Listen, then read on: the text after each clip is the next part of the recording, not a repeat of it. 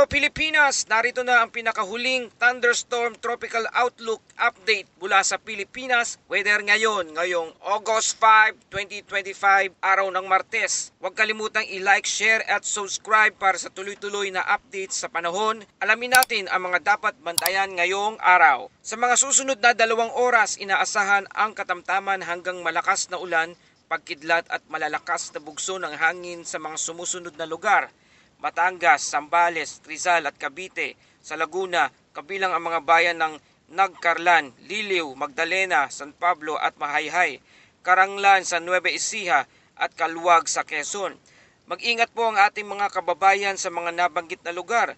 Iwasan po muna ang paglalakad o pagmamaneho sa mga mabababang lugar na madaling bahain. Sa ngayon ay nakakaranas na po ng cloudy skies at panakanakang ulan sa mga sumusunod na lugar.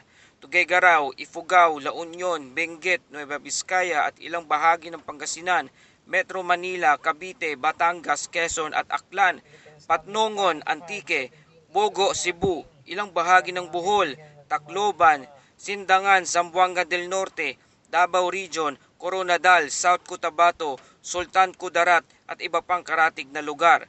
Sa mga susunod na oras, asahan pa ang paglawak ng mga isolated thunderstorm sa malaking bahagi ng bansa.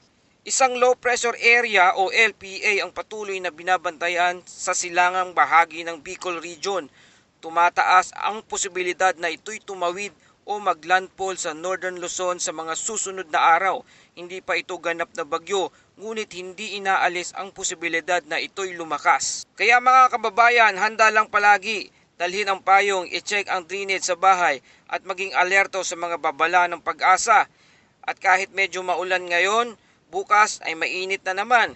Kaya samantalihin ang malalamig na hangin habang meron pa. At ito ang Pilipinas weather ngayon. I-like, share and subscribe para araw-araw kang updated sa balita. Lagi pong mag-ingat. Salamat sa inyong lahat. Ingat!